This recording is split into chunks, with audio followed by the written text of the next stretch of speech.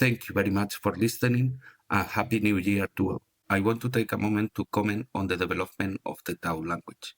Being able to participate in this project simply from the developer point of view is a once-in-a-lifetime opportunity. As Fola said to me once, we are building something greater than us, and we get to witness its impact from the front row seats. For the first time ever, we have a language able to reason about its own sentences, and that without paradoxes. What we could expect of a distributed agreement mechanism? Will it be able to replace representative democracy? Will it be able to at least remove contradiction in legal corpus?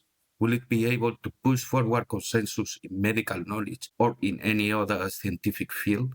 What are the implications of an AI able to always give valid answers obtained by using logic instead of approximations and probabilities? Of course, all these questions have to be properly defined and clarified, but the possibilities that the Tau language opens are really amazing. First, I would like to review the main concepts in order to sketch a mind map of the development. The Tau language is an extensional language, also you could say logic, that provides a way to specify and execute programs. The specifications are formulas in the Tau language that describe a set of programs. For example, the specification that says the output is not zero describes the set of programs that always output anything that is not zero. If the described set is not empty, that is, the formula is satisfiable, we could execute a representative program of such a set by computing outputs from the given inputs. More precisely, a specification is satisfiable if and only if it doesn't contain a contradiction, and further, that in each point of time for any input exists an output or a state that matches the specification. To check the satisfiability, we transform satisfiability problem of the specification into a satisfiability problem in the language NSO, null-array second-order logic, which was also invented by us and is the first language that can refer to its own sentences, and hence with recurrence relationships, which is then fully solved by the normalizer.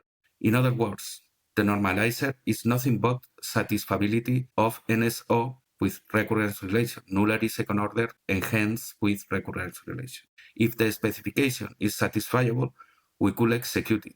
To do so, at each point of time, we again transform the problem into a satisfiability problem, saying that a program exists starting from the current state. The main ingredients of the Tau implementation are the following. 1. The general rewriting system takes as input trees represented by direct acyclic graph, obtained from a parse tree generated by the generic parser we already implemented, and rewrites them using rules. The rules are similar to that used in Prolog and use unification to match where they should be applied and what are the changes to be done. The new trees are built using a bottom-up approach.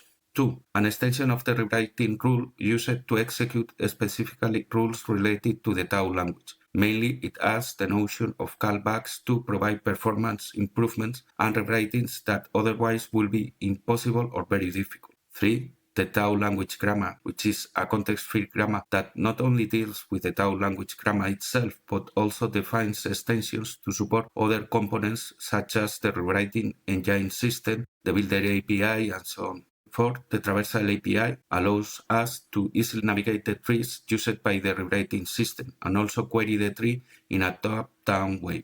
5. The builder API is used to construct new trees from previous ones according to the Tau language grammar. 6. The execution API organizes the application of rules to trees, allowing us concise representation of the way sets of rules should be applied. 7. Type system deals with the type checking and deduction in Tau programs, which given by trees represented as before. This is because Tau can extend many languages at once. However, the interaction between sentences in different languages is more limited. The core elements of the Tau language implementation are 8. The normalizer, whose mission is to compute a formula equivalent to the starting NSO formulas with recurrence relations in such a way that the resulting formula has no quantifiers and no recurrence relations. In particular, when applied to closed formulas, we end up with true or false values. the key steps performed by the normalizer: 1. Substituting recurrence relation in the main formula until partial fixed point. 2. Converting the formula to DNF. 3. Simplifying the main formula. And 4. Eliminating the quantifiers.